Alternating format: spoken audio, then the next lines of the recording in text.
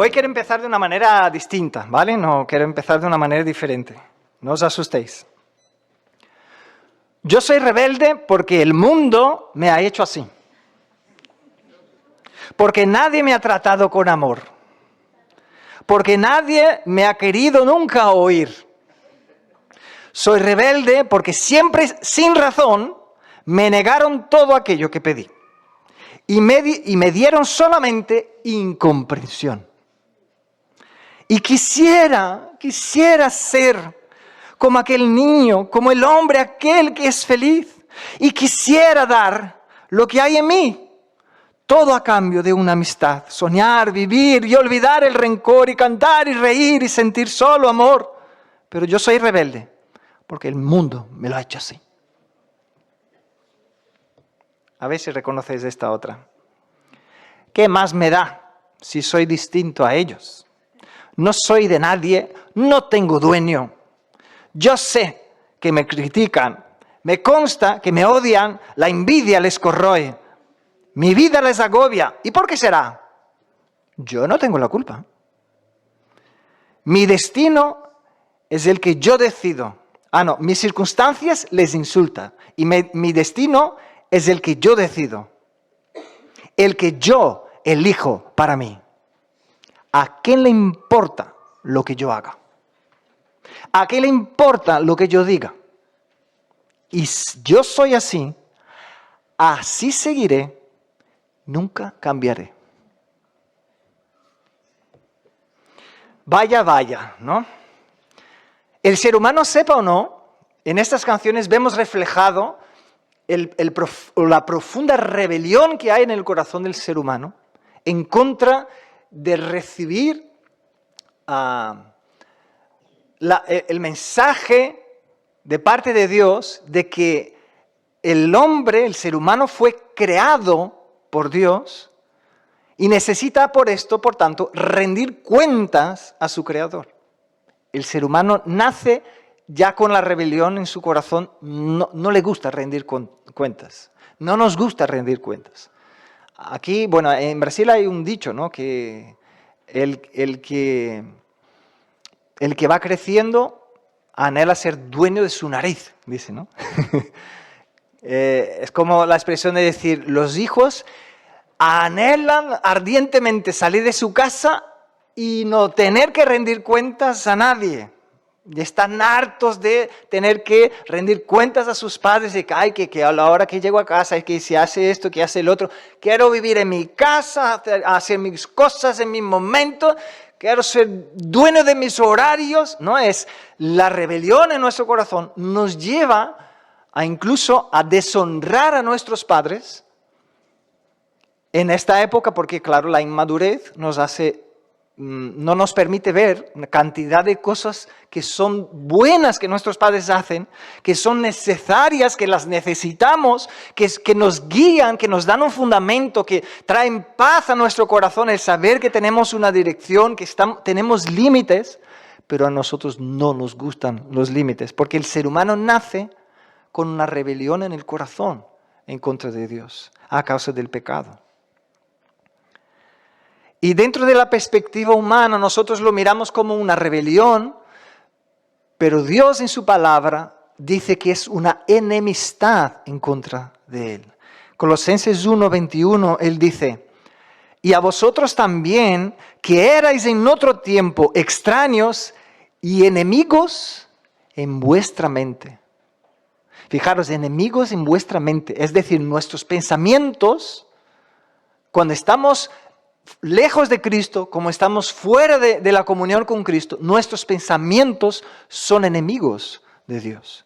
Y luego dice, en Romanos 5:10, también dice, porque siendo enemigos, fuimos reconciliados con Dios por la muerte de su Hijo. Mucho más, estando reconciliados, seremos salvos por su vida. Entonces, fíjate, dice, siendo enemigos. Ahora no habla simplemente de una condición de pensamientos, sino que habla de una condición de vida, siendo enemigos. Fuimos reconciliados por Dios o con Dios por la muerte de su Hijo. Entonces, este es el mensaje de salvación, este es el mensaje del Evangelio. Todos nosotros nacimos pecadores y estamos como enemigos de Dios, apartados de Dios a causa de nuestro pecado. Aunque nos esforcemos por hacer lo bueno, ya veremos en la vida del apóstol Pablo que vamos a leer hoy, aunque nos esforcemos y en nuestra intención esté hacer algo bueno, estamos atrapados por el pecado en nuestro corazón que nos engaña. Y no tenemos cómo salir de allí, sino el poder de la cruz de Cristo, obrando en nuestro corazón y liberándonos de esta condena que hay en la vida de aquellos que no creen en Cristo, porque la palabra dice, aquellos que creen en Cristo recibirán vida eterna, pero aquellos que no creen ya están en condenación, ya están condenados.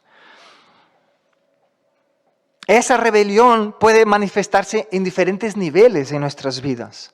Una persona puede tener niveles de rebelión muy bajos, entonces sabe la gente que tú dices, uy, este parece un creyente, solo le falta, no hay gente que dice, solo le falta que conozca a Cristo. ¿Por qué tenemos esta sensación? Porque conocemos a la persona de manera superficial, ¿no? Porque todos siempre nos gusta poner la mejor cara hacia los demás, y también porque puede ser que la persona esté buscando y esforzándose para hacer lo mejor que pueda, dentro del conocimiento general que tiene de lo que está bien, de lo que está mal. Porque Dios nos ha dejado el Nuevo Testamento que ha barrido las naciones, la historia de la humanidad, con conceptos que ayudan al ser humano a entender que hay cosas que están bien y hay cosas que no están bien. Entonces, esta persona puede tener un nivel bajo de rebelión contra Dios, pero no deja de tener un corazón rebelde en contra de Dios porque nació en pecado. Su condición es de enemigo en contra de Dios. Pero en esta mañana quería más enfocarme en los extremos de la rebelión. Un extremo puede ser un ateo, ¿no? La persona que dice que Dios no existe, y además de decir que Dios no existe, aquellos que persiguen para hacer daño, para impedir que otros puedan alabar a Dios, que otros puedan servir a Dios, porque dicen, no, si esta gente hace maldad y no creo que esto, están queriendo engañar a la gente y yo voy a ser el salvador de estos, ¿no? Salvador de los pobres que se dejan comer el coco por esta gente. Entonces, esta persona está en el nivel más alto de su rebelión, queriendo atacar de manera intencional a todos aquellos que se llaman hijos de Dios y que dicen que creen en Dios. Incluso hubo un ateo, ahora no me acuerdo su nombre, hubo un ateo que en el lecho de su muerte, justo segundos antes de morir, se hizo así al cielo y se murió. Porque hizo así si no existía nadie, si él tuvo toda su vida diciendo Dios no existe. Luchó con rebelión hasta el último aliento de su vida. Qué triste, ¿no? Ahora, también está el otro lado que yo creo que es todavía más triste, penoso, que es el otro extremo, que es llegar a una rebeldía de la persona que piensa que está haciendo la voluntad de Dios, pero en realidad está persiguiendo a Dios. Está buscando hacer la voluntad de Dios, pero en realidad está haciendo lo contrario de lo que Dios quiere. Y esto yo creo que es lo más lamentable de un ser humano, vivir de esta manera, porque está engañado. Y esto, bueno, yo he empezado, ¿no? Esta mañana de esta manera tan distinta, porque hoy vamos a leer el texto que habla de la conversión, que yo creo que es una de las conversiones más espectaculares o asombrosas que conocemos en 2000 años que tenemos de historia de iglesia después de Cristo.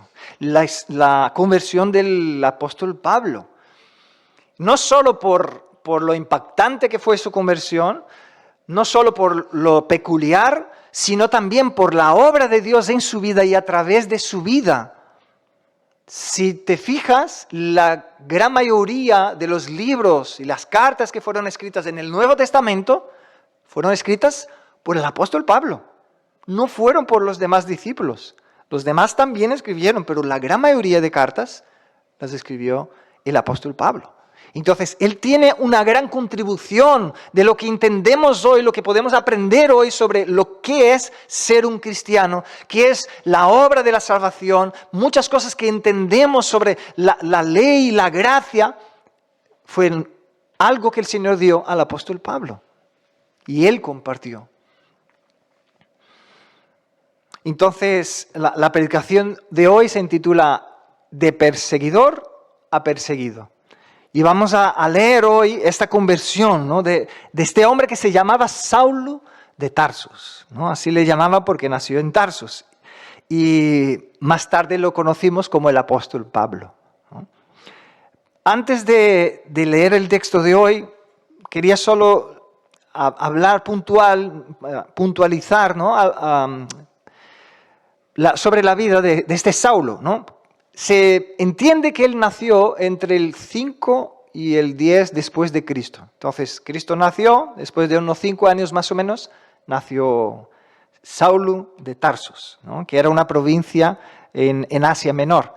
Era un ciudadano romano, pero judío también, ¿vale? Él fue educado según la ley judía, creció y en su juventud él fue entrenado por Gamaliel en Jerusalén, entonces llegó a ser fariseo de fariseos, es decir, experto en la ley de Dios, conocedor de la Biblia que había entonces, ¿no? Que eran los rollos escritos del Antiguo Testamento. Él dice de él mismo también que fue circuncidado al 8º día, que era tal como se determinaba en la ley, ¿no? También él dice que era hebreo de hebreos. Es decir, si alguien dudaba que él era un judío de pura sangre, ¿no? Aquí él dejaba todo muy claro. Decir, mira, soy hebreo de hebreos. Es como decir, mira, si miras a mi padre, hebreo, a su padre, hebreo, y hebreo, y hebreo, hebreo. Esto es lo que significa esta expresión, hebreo de hebreos. Si vas tirando, llegarás allí a Abraham, ¿no? Este era Saulo. Entonces, imaginaros cómo él fue creciendo, siendo entrenado en la ley, fariseo, como los fariseos, si os recordáis, era aquella gente que Cristo muchas veces les llamó hipócritas, que dijo, vosotros no os acercáis a Dios y tampoco permitís que la gente se acerque, ¿no? Eran aquellos que debían enseñar la palabra de Dios a los demás, pero lo que estaban haciendo es creando normas humanas y oprimiendo a la gente. No cumplían la ley, pero tampoco ayudaban a que los demás pudiesen amar. La ley era penosa, era una carga. Incluso ellos venían con mano fuerte sobre los demás cuando les pillaban en algún pecado, como si ellos no tuviesen absolutamente ninguno.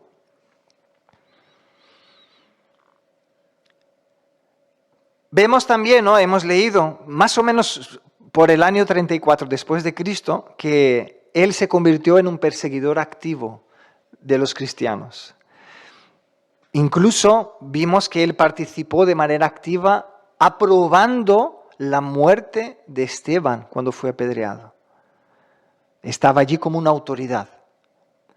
Y luego, bueno, yo no me acuerdo si fue la semana pasada o la otra, que vimos que él iba de casa en casa e iba arrastrando a la gente que decía que creía en Cristo para llevarles presos y que pudiesen matar a algunos, pero con tal de que él estuviese cumpliendo lo que él creía que era la voluntad de Dios. Ese era Saulo de Tarso, un hombre que creció buscando cumplir todo lo que demandaba la ley de Dios, todos los mandamientos, todo lo que pedía incluso los judíos, los fariseos, todo lo que ellos habían creado. Incluso en el 7º día, ¿no? Dios dijo que era el día de descanso. Entonces los judíos, algunos, ¿no?, decían que no se podía ni tocar un interruptor para encender una luz porque estaban trabajando. Entonces, si uno lo hiciese, estaría en pecado. Entonces, cosas así, ellos fueron transformando lo que era la ley de Dios y los principios de Dios en una carga, en una cosa que era lo contrario de disfrutar, ¿no? Porque el día de descanso, la idea era tener un tiempo con Dios para honrar a Dios, para separar, para glorificar a Dios, y acababa siendo una carga, un peso y un horror. Ese era Saulo de Tarso, un hombre que buscaba hacer todo lo más correcto posible y llegó al extremo de la rebelión de su corazón sin darse cuenta, vamos a profundizar más en ello, de que él se creía un defensor de Dios, él se creía que estaba haciendo la voluntad de Dios mientras estaba persiguiendo a cristianos y llevándoles presos, y mientras les estaba incluso siendo connivente y aprobando su muerte. Entonces no se puede estar más ciego, ¿verdad? Vamos a orar y ya empezamos a leer el texto. Padre, te damos gracias por tu palabra. Una vez más, Señor, queremos exponer nuestro corazón a tu palabra con temor.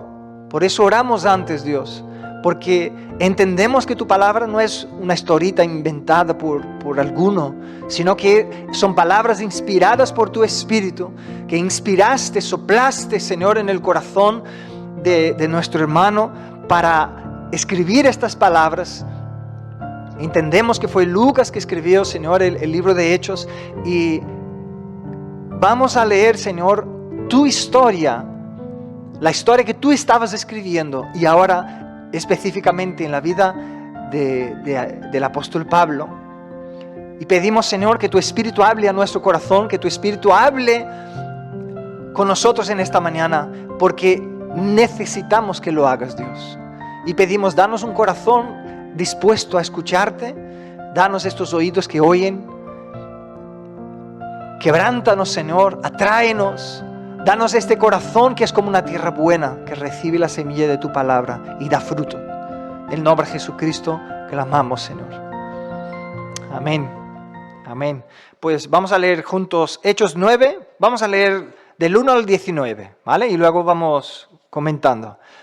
El versículo 1 dice: Saulo, respirando aún amenazas y muerte contra los discípulos del Señor, vino al sumo sacerdote y le pidió cartas para las sinagogas de Damasco, a fin de que si hallase algunos hombres o mujeres de este camino, los trajese presos a Jerusalén.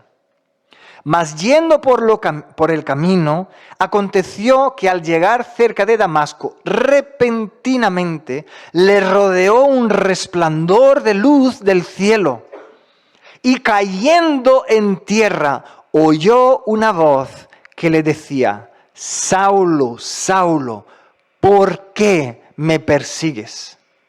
Él dijo: ¿quién eres, Señor? Y él le dijo: yo soy Jesús, a quien tú persigues.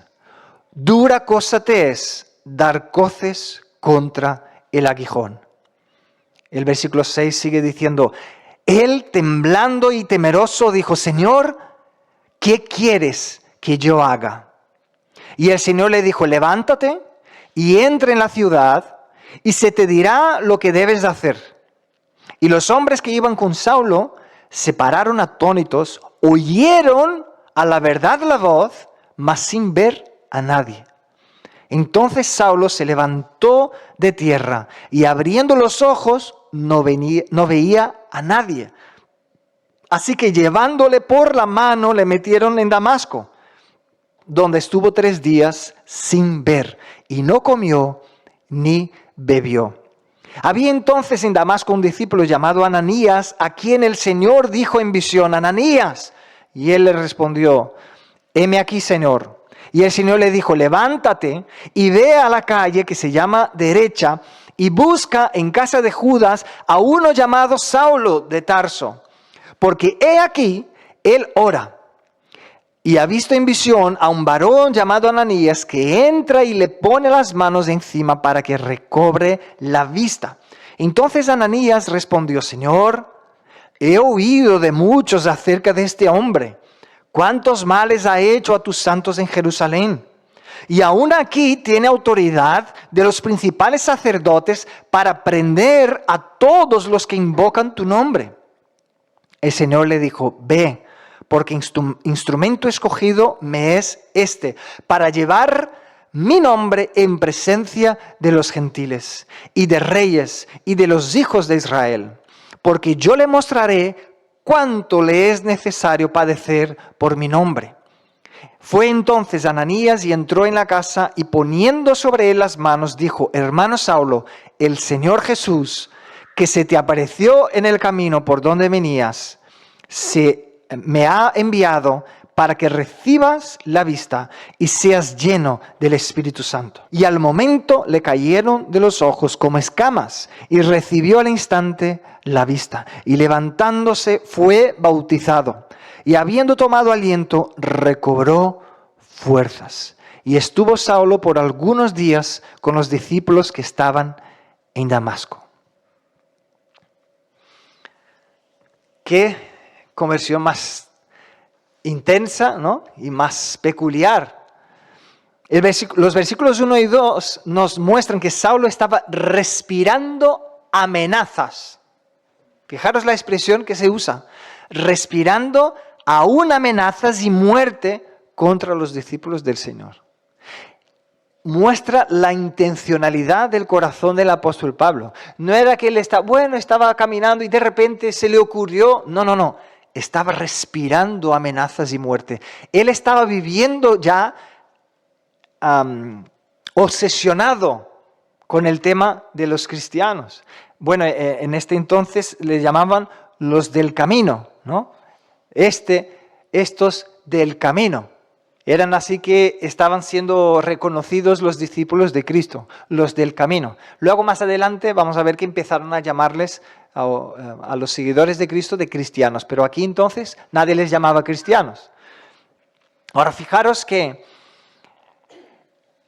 tanta era la obstinación del apóstol Pablo que él fue al sumo sacerdote que vivía en Jerusalén, que estaba allí en Jerusalén junto con el Sanedrín, ¿no? Los líderes de Israel, y le fue a pedir que diese cartas para que él pudiese ir a las sinagogas que estaban lejanas de Israel para poder tener autoridad en las ciudades donde estuviesen estas sinagogas, para allá también entrar en las casas, para allá también prender a la gente del camino y llevarlas a Jerusalén presas. Fijaros la obstinación de Saulo de Tarso. Yo, como sabéis, soy muy malo en geografía, entonces yo he mirado en el mapa la distancia de Jerusalén a Damasco y dice que tiene más o menos unos 300 kilómetros si uno va en coche, ¿no? Si es en línea recta como en avión, algo así, un poquito más cerca, pero en coche como unos 300 kilómetros. Ahora imaginaros hacer este viaje en caballo o en un carruaje. No debería ser nada cómodo, ni nada fácil, ni nada simple de hacerlo. Pero estaba tan obstinado Saulo de Tarso que quería hacerlo. Y se obstinó en ir allá, ya fuera del alcance, o sí, no era de la autoridad del Sanedrín, porque la autoridad del Sanedrín estaba intensificada en Jerusalén, ¿vale? Porque era allí, su tierra, aunque estaban dominados por Roma, pero allí se sentían más tenían más el control, ¿no? Aunque estaban dominados por Roma. Ahora, cuando se iba alejando de Jerusalén, iba perdiendo un poco esto, ¿no? Se iba difuminando. Ahora, aún allá, dice la historia que los romanos permitían a los de Sanedrín tener autoridad en lo que ellos creían que algo estaba fuera de la ley de los judíos. Entonces aquí entraba en esto. Pablo entró y dice, no, estos están hablando cosas que son blasfemia, ¿no? Son blasfemos, entonces necesitamos movernos y quiero autorización, vuestras cartas vuestras que me autoricen, ¿no? Del sumo sacerdote, a ir a las sinagogas allá para que él pueda, de parte del sumo sacerdote, estar en un lugar que ya está lejano, ¿no? de su campo de actuación, pero que tenía permisión de los romanos, para actuar como un justiciero, como si fuese un policía que va allá a buscar a malhechores, pero simplemente eran personas que decían, yo creo en Cristo. Eran los que él estaba persiguiendo.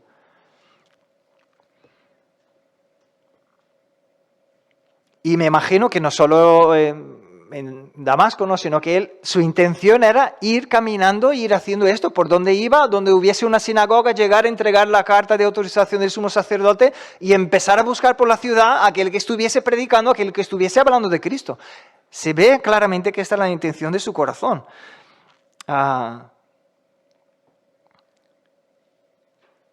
¿Qué pasó entonces, hermanos? Aquel que era perseguidor se convirtió en un perseguido, ¿no? Vamos a ver cómo el Señor obró en su vida, ¿no? Vamos a ver los detalles, pero antes quería solo recordar con vosotros, ¿no? Qué manera tan triste que él estaba viviendo, de pensar que él estaba siendo un defensor de Dios, de pensar que él estaba luchando en contra de aquellos que podían mancillar el nombre de Dios, y en realidad él estaba persiguiendo al mismo Dios. Él estaba, en su mente, él decía, estoy cumpliendo la ley porque estoy luchando en contra de los blasfemos. Pero en realidad estaba siendo engañado. Que uno crea que está haciendo la voluntad de Dios y en realidad está luchando en contra de Dios, esto es terrible. Romanos 7:11, Pablo expresó lo siguiente, él dijo, porque el pecado, tomando ocasión por el mandamiento, me engañó. Y por él me mató. Fijaros la expresión. El pecado tomando ocasión por el mandamiento me engañó y por él me mató. El contexto que él está usando aquí es, él está hablando de los mandamientos de Dios que traen luz a nuestro pecado. Si no hubiese mandamiento de Dios, no podríamos tener una comparación de decir, a ver, ¿cuál es el patrón que Dios espera que vivamos? Si no hubiesen los mandamientos, no hubiera existido este patrón, entonces nadie podía saber, esto es pecado porque no estás cumpliendo los mandamientos de Dios. Entonces aquí él muestra el pecado que habitaba en mi corazón, ¿no? Tomando ocasión por el mandamiento, es decir, cuando dice no codiciarás, entonces el pecado que hay en mi corazón lo que hace es codiciar. Entonces el mandamiento expone, no es que yo peco porque existe el mandamiento, sino que el mandamiento expone el pecado que hay en mi corazón. Y luego él dijo, y por ello me mató. Él reconoció que estaba muerto en sus pecados también. Y así él estaba viviendo. Así él estaba viviendo, pensando que estaba haciendo la voluntad de Dios. Pero vamos a seguir. Versículos 3 y 4 dicen lo siguiente. Mas yendo por el camino, aconteció que al llegar cerca de Damasco, repentinamente le rodeó un resplandor de luz del cielo, y cayendo en tierra oyó una voz que le decía, Saulo, Saulo, ¿por qué me persigues? Hermano, lo primero que podemos ver aquí es el repentinamente. ¿Sabe que Dios siempre tiene sus de repentes, sus repentinamente? Dios siempre tiene su obra y sus planes, y que no siempre coinciden con los nuestros. Y aquí vemos el de repente del Señor en la vida de este hombre, Saulo. Estaba buscando perseguir a aquellos que seguían a Cristo y fue derrumbado, fue humillado. Este hombre que era fariseo de fariseos, este hombre que fue circuncidado el 8º día, este que fue entrenado con la crème de los judíos, este que era el que conocía la ley. Incluso algunos teólogos llegaron a escribir sobre el apóstol Pablo diciendo que si alguien hubiese llegado a tener la posibilidad de quizás ser salvado por las obras, serían ellos. Yo creo que esto es demasiado decir porque él también era imperfecto. Pero dicen esto por la intencionalidad del corazón del apóstol Pablo de buscar cumplir cabalmente la ley. Pero vemos que, claro, esto no es cierto porque él era igual que nosotros en el sentido de que, por más que intentaba, acabó diciendo aquí, ¿no? El mandamiento exponía el pecado que había en su corazón y le mató igual que a nosotros. Ahora, ¿qué le pasó aquí? El Señor lo derrumbó, lo hizo caer en tierra y le quitó la vista. Este resplandor de luz que lo rodeó, bueno, yo no me imagino cómo sería esto, no sé precisamente, pero ¿sabe cuando tú estás durmiendo y te despiertas con mucha luz, ¿no? Que casi no puedes abrir los ojos para ver. Yo me imagino que él intentó mirar a su alrededor cuando se cayó al suelo y lo único que veía era luz. Lo único que podía ver era luz. Una luz que es difícil de mantener los ojos abiertos. Ahora, no solo esto, sino que le oyó una gran voz que le llamó por su nombre diciendo, Saulo, Saulo, ¿por qué me persigues? Ahora esto hemos meditado en otra predicación, ¿verdad?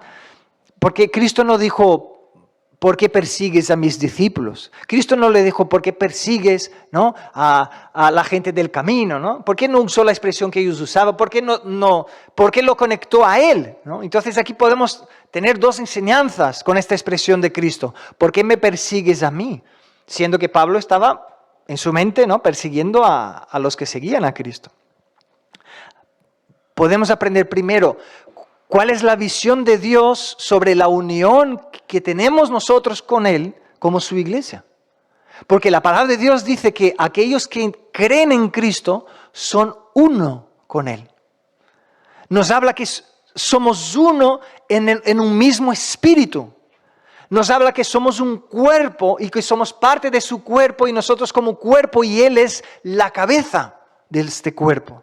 Entonces, demuestra siempre el Señor cuando habla de la iglesia y habla de sus discípulos, habla de una unidad tal, ¿no? En la misma oración de Cristo, ¿no? Que dijo, Padre, que sean uno con nosotros, así como nosotros somos uno.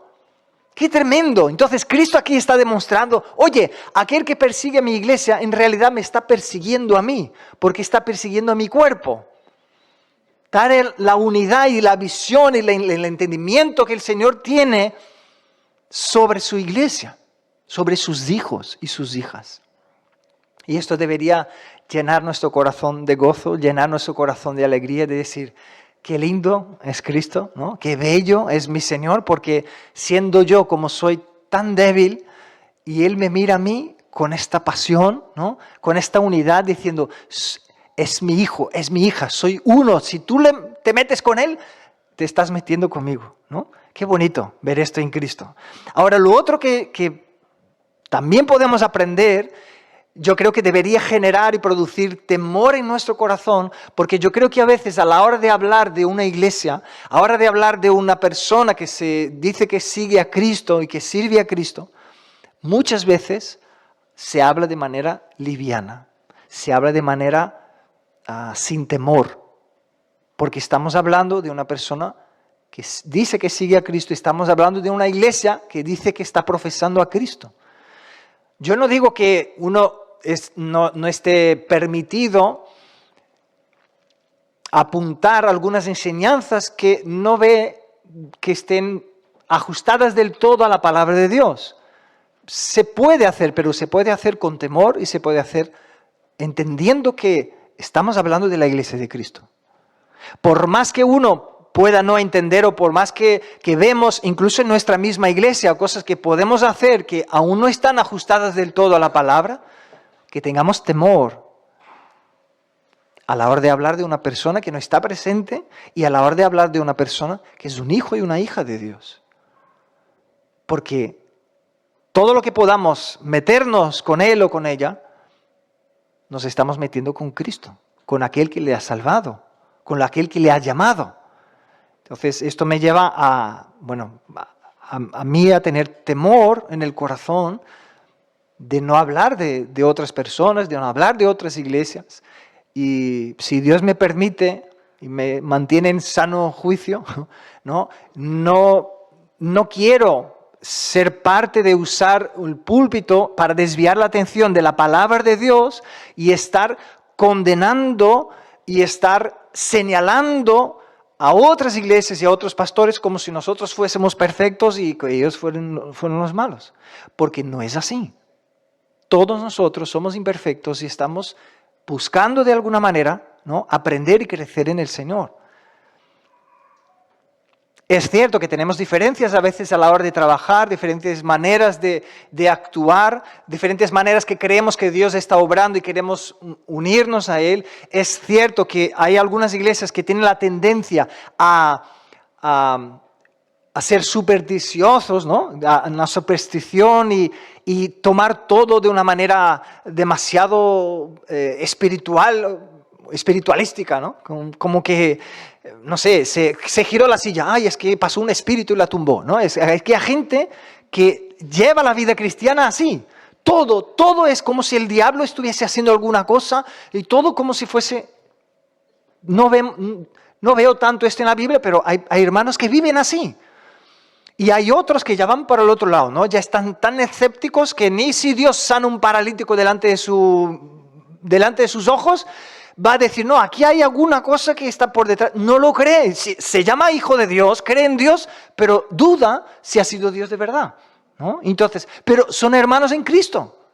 Entonces, no, yo creo que no está bien que nosotros usemos el púlpito, ¿no?, para condenar ni uno ni otro y pensar que nosotros somos los del medio, ¿no? Porque todos los pastores que he visto predicar y hablar de otras congregaciones siempre dicen que nosotros somos los equilibrados, los demás son los exagerados, ¿no? Y yo creo que pobres de nosotros, ¿no?, si creemos esto, porque el equilibrado es Cristo, ¿no? El perfecto es Cristo. Nosotros todos estamos buscando, a ver cómo yo puedo vivir como hijo de Dios, a ver qué dice la palabra para que yo pueda aprender a vivir como un hijo de Dios. Todos estamos aprendiendo y el Señor espera de nosotros una actitud de humildad para poder aprender de Él. Porque a partir del momento que ya pensamos que sabemos todo, ahí ya dejamos de aprender. Y si dejamos de aprender, no quedamos en el mismo nivel, vamos retrocediendo delante del Señor, porque vamos juntando el orgullo, como dice la palabra, precede la caída. Entonces, a partir del momento que ya viene el orgullo, ya, mal asunto. Pues aquí vemos que de esta expresión de Cristo, ¿no?, podemos aprender esto, la unión que Él tiene con su iglesia, el cariño que Él tiene con su iglesia, que Él nos cuida, incluso nos prometió, ¿no?, estaré con vosotros todos los días, ¿no? Y también que seamos prudentes y vigilemos, ¿no?, de no hablar bueno, ya sabemos que no es bueno estar hablando de una persona que no esté presente, ¿no? Pero si es necesario, dependiendo de un caso que necesitas oración o ayuda, que hablemos de manera prudente, ¿no?, entendiendo que nosotros también somos imperfectos. Ahora, en el versículo 5, tiene la respuesta de Saulo de Tarso. Fijaros qué impresionante, ¿no? Él inmediatamente dijo, ¿quién eres? ¿Y cómo le llamó? Señor. ¿Ves que fue tan impactante el momento que el Señor le hizo caer y la luz que él vio, que él ya dijo, oye, aquí no estoy delante de un hombre, no están delante de un cualquiera, aquí es el mismo Dios que me está hablando. Entonces le llamó Señor. Y como David nos recordaba esta mañana en el estudio bíblico, normalmente el término Señor se usaba a Dios Padre. Y en el Antiguo Testamento siempre que vemos Señor, el Señor nuestro Dios, está enfocado en el ser creador de cielos y tierra, enfocándolo como más el Padre, el Dios Todopoderoso. Aquí ya está enfocado más en Cristo. Pero fue tan impactante lo que le pasó al apóstol Pablo que lo reconoció como Señor. A ver, es Dios. Pero él aún no sabía... Bueno, ahora Cristo le dijo, ¿no? Yo soy a quien tú persigues, ¿no? Tú me persigues a mí. Y él dijo, tú eres Señor. Me rindo, ¿no? Es como decir, me rindo, tú eres Señor y eres mi dueño, ¿no? Ahora, él le preguntó, ¿quién eres?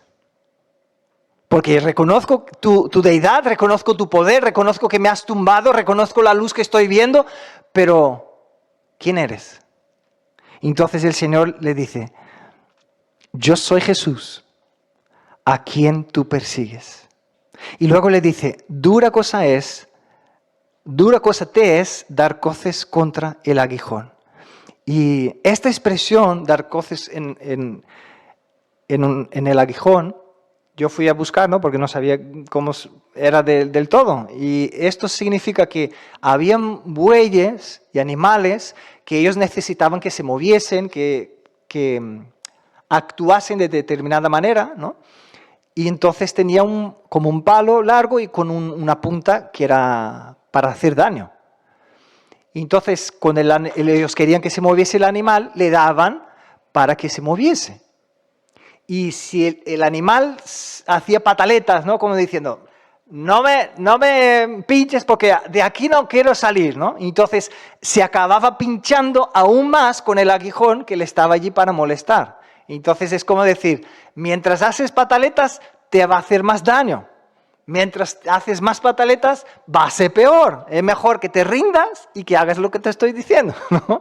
Más o menos esta es la expresión que está usando aquí. Es como si el Señor le dijese, a ver, tú estás allí, yo estoy obrando con mi iglesia, yo estoy levantando a mi iglesia, yo estoy restaurando personas, estoy llamando, mis discípulos están anunciando mi salvación, y tú estás justo en contra de lo que yo estoy haciendo. Entonces es como si el Señor le dijese, deja ya de hacer pataletas y entiende que yo soy el Señor, ¿no? Qué tremendo, ¿no? Qué tremenda esta expresión que el Señor usó para con el apóstol Pablo. Ahora, aquí vemos un contraste que yo creo que es asombroso. El contraste de la dureza del corazón de Saulo de Tarsus y el contraste de la misericordia de Dios.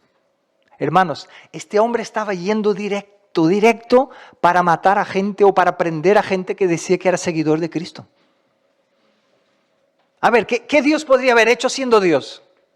Podía, como algunos de nosotros, no voy a señalar a nadie, porque yo el primero, a veces en nuestro corazón lo primero que pensamos es, Dios, fulmínalo. ¿No? Con el enojo que sentimos a veces con alguna persona, decimos, Señor, incluso ya he escuchado a los cristianos orando así, Señor, baja el fuego y que lo queme. ¿No? Y yo he escuchado gente orando de esta manera. ¿Por qué? Porque nosotros nos enojamos y en el enojo creemos que tenemos el derecho de hacer con que Dios use su poder para destruir una persona. Pero Dios no lo hizo. Podría haber hecho, ¿no? Porque él hizo en Sodoma y Gomorra, destruyó toda una ciudad con fuego. ¿Pero qué hizo? Misericordia, entregó misericordia. Dijo, Pablo, estás ahí buscando hacer mi voluntad. Te voy a enseñar qué es hacer mi voluntad. Y lo tiró al suelo y lo dejó ciego, ¿no? Como hemos leído. Fijaros lo que escribió el apóstol Pablo en 1 de Timoteo, cuando escribió la carta a Timoteo. 1 Timoteo 1:16 dijo, pero por esto fui recibido a misericordia, para que Jesucristo mostrase en mí el primero toda su clemencia, para ejemplo de los que habrían de creer en él para vida eterna. ¿Y por qué él dice el primero? Él pensaba que era mejor que los demás, ¿no? En otros lugares él decía, no, yo soy el que más peca de todos. ¿No? ¿Por qué él decía el yo primero? Porque él decía, yo estoy anunciando el Evangelio. Entonces, de la misma manera que el Señor llegó a mi corazón, tuvo misericordia de mí, incluso yo, que era súper orgulloso, que tenía allí los títulos de los títulos, y estaba incluso siendo connivente, participando y siendo autoridad sobre la muerte de cristianos, incluso el Señor me salvó a mí, tuvo misericordia de mí, ¿cómo no tendrá misericordia de vosotros? Es esto lo que Él quiere expresar, ¿no? Entonces, qué maravilloso ver que nuestra naturaleza, o el ser humano por naturaleza, es rebelde en contra de Dios. Igual hemos leído, ¿no? Nuestros pensamientos por naturaleza son rebeldes en contra de Dios. Y, ¿sabéis? La naturaleza de Dios es llena de misericordia. Llena de misericordia. Hay un salmo entero que dice, alabado sea el Señor, porque su misericordia perdura para siempre. ¿no? Y luego dice otra cosa, porque Él nos sacó de Egipto, porque su misericordia permanece para siempre. Porque Él nos salvó y su misericordia permanece para siempre. Y allí, versículo sobre versículo, dice su palabra que sus misericordias son la causa de no sermos consumidos por su santidad. Porque Él es santo y nosotros somos imperfectos. Entonces, yo me imagino que si no hubiese la misericordia de Dios, nosotros cuando ponemos la mascarita de, ay, qué hijo bueno, qué hija buena que soy, Señor, mira que lo que te estoy pidiendo, sabiendo que hemos fallado y no nos estamos arrepintiendo, usamos máscaras muchas veces delante del Señor. Si Él no tuviese misericordia, nuestro fin sería así. Porque tamaña es su santidad. Es que en su presencia no puede haber ni pizca, ni nada de maldad, de algo que sea impuro. ¿Y cuántas veces nosotros le fallamos a nuestro Dios? Y Él tiene tanta misericordia que nos acoge y hace como un papá, ¿no? Como nos gusta... Bueno, a mí me gusta ilustrar, aunque es un poco así, ¿no?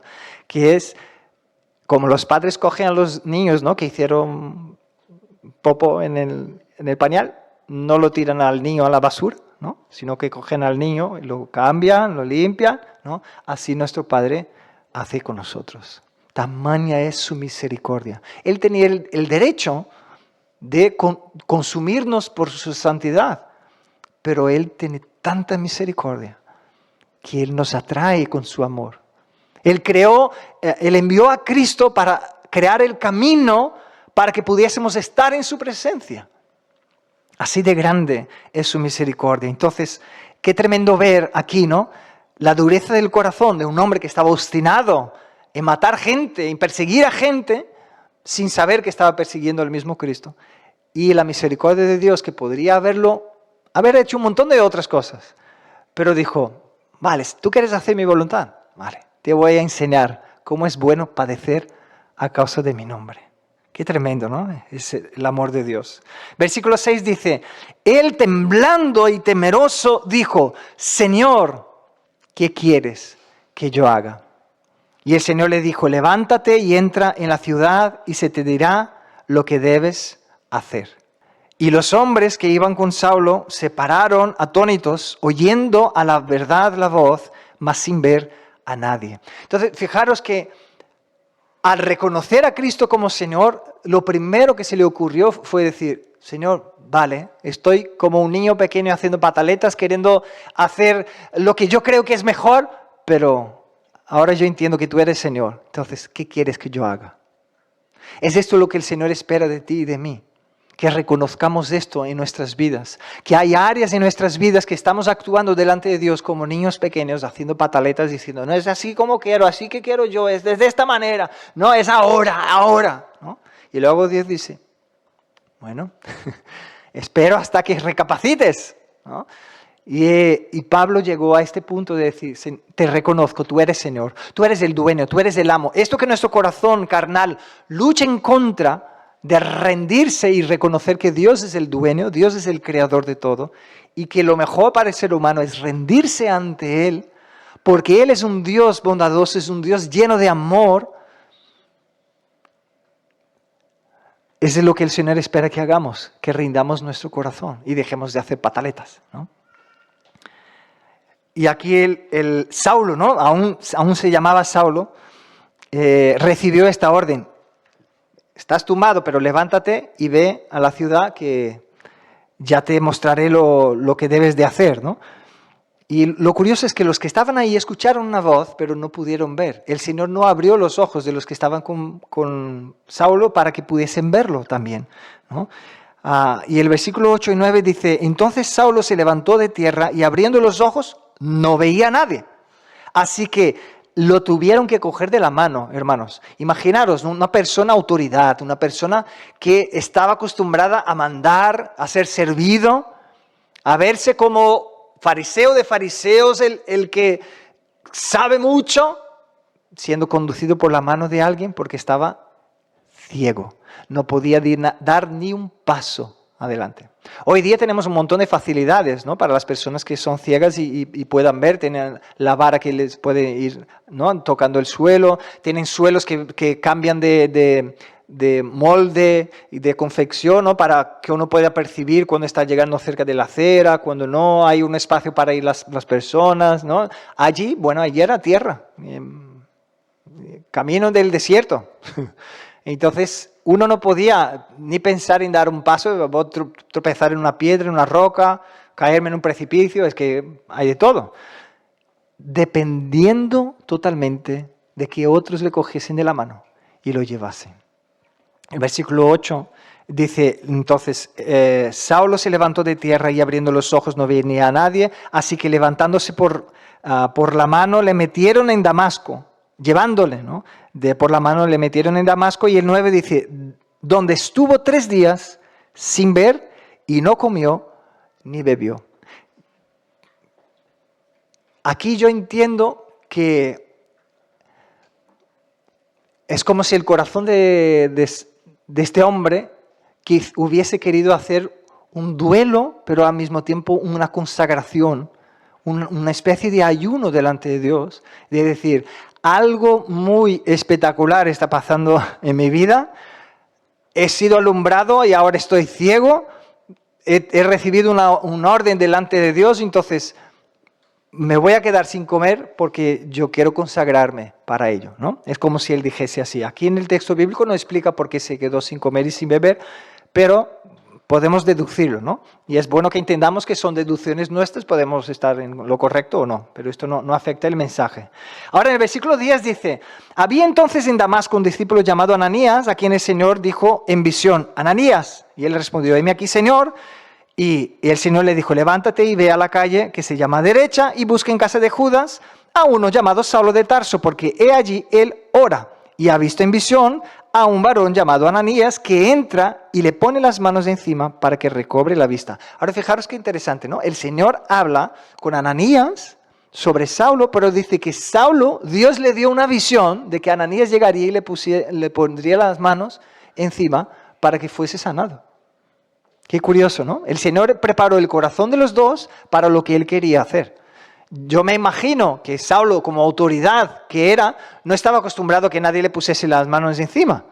Entonces, podría resistir que alguien le pusiese la mano, principalmente una persona sin ver, que alguien le esté tocando, molesta. Y el Señor le advirtió, le habló también a Saulo. Y entonces Ananías respondió. Como todos responderíamos, ¿sí o no? Si tú conoces que hay una persona que viene de Barcelona y está entrando en las casas, está entrando en las iglesias, está matando a cristianos, ¿y qué dirías al Señor si Él te dice, oye, el tipo Saulo está aquí en Lleida y quiero que vayas ahí a hablar con él? ¿Qué dijo el Ananías al Señor? Entonces Ananías respondió, Señor, he oído de muchos, no son de pocos, Señor, de muchos, acerca de este hombre. ¿Cuántos males ha hecho a tus santos en Jerusalén? Es decir, estamos lejitos de Jerusalén y él viene de allá y sé que la cosa no pinta bien. La gente está huyendo de Jerusalén a causa de este tipo.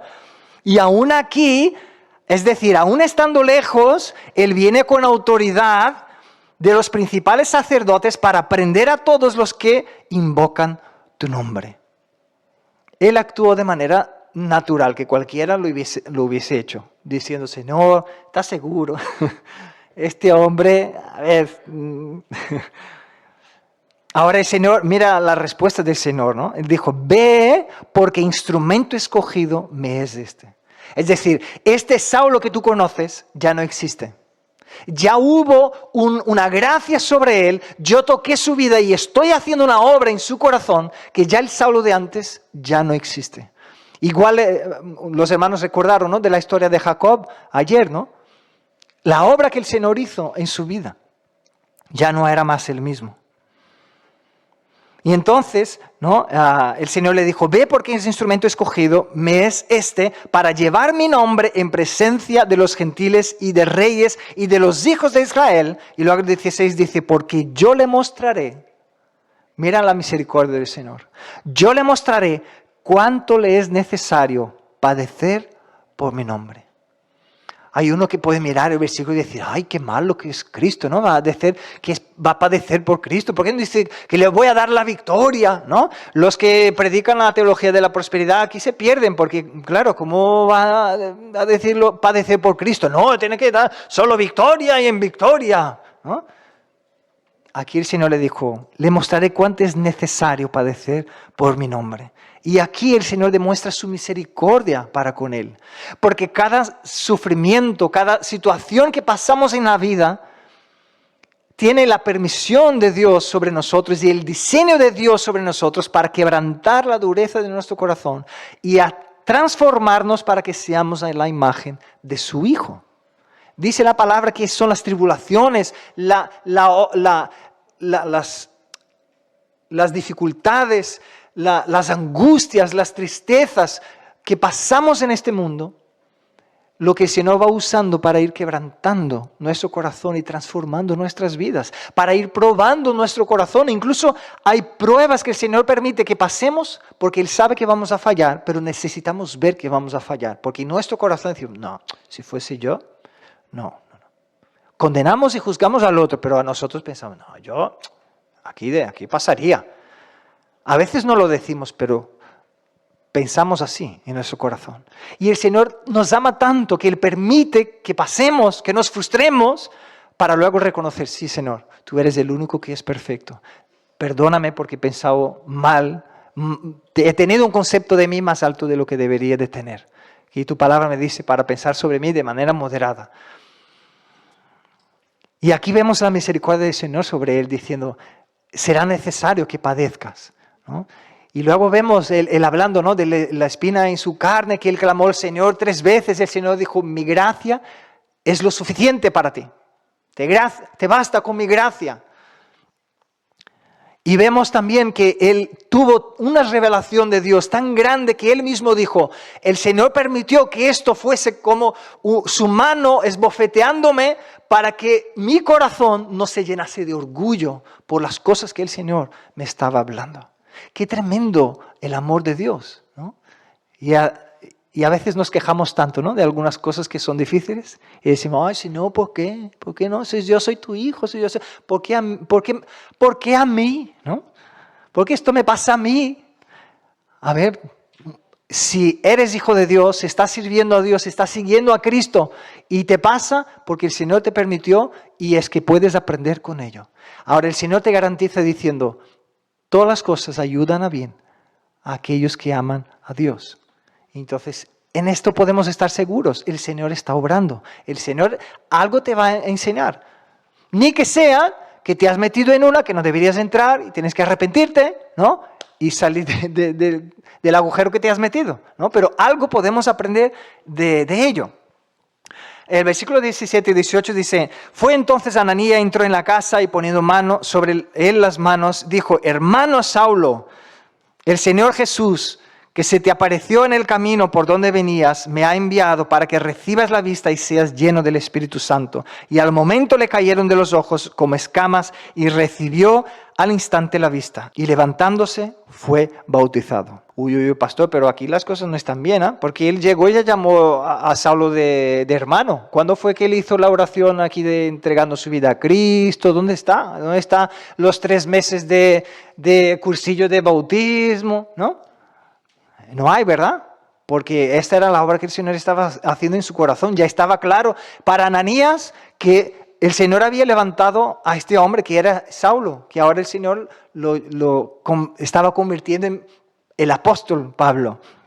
Entonces, si el Señor lo llamó como su siervo, Ananías como su siervo dijo, ya es mi hermano, porque mi Señor lo llamó, ¿no? Qué bonito que pueda reconocerlo. Y qué tremendo, hermanos, pensar que tú y yo podemos ser el Ananías de alguien que será usado por el Señor para alcanzar vidas que ni nos damos cuenta.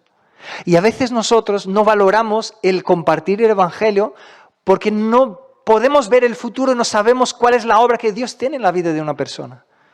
¿Cuántos Ananías el Señor quiere levantar para ser una bendición en la vida de otra persona?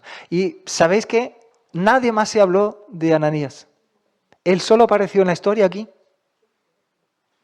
Su vida fue ser usado un instrumento del Señor para que el apóstol Pablo recobrase la vista, lo bautizase, recibiese el Espíritu Santo y se acabó. Ya no se habla más de él en la historia.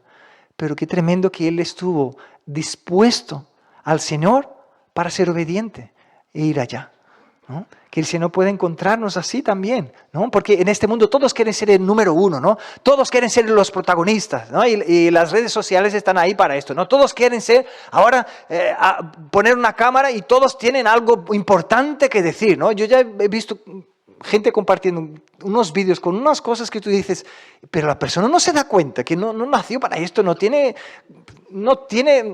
idea de lo que está hablando, está perdido, pero está ahí como si fuese, ¿no? Todos tenemos esto en el corazón de que pensamos que tenemos que ser los protagonistas, ¿no?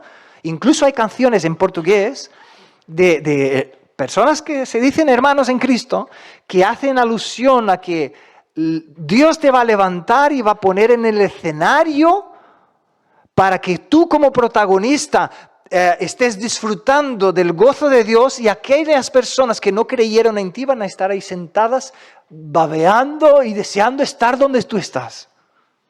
Por favor. Así de incoherentes podemos llegar a ser como cristianos si dejamos que el pensamiento del mundo entre en nuestro corazón pensando que Dios quiere que cada uno de nosotros sea protagonista, ¿no? A veces uno predica sobre David y dice, Dios va a levantar a todos aquí como David. Vale, todos van a ser rey, ¿no? Todos van a reinar en un reino. ¿Y dónde estarán tantos reinos así? Es que no funciona así la palabra de Dios. Dios tuvo una obra en la vida de David y tiene una obra en tu vida.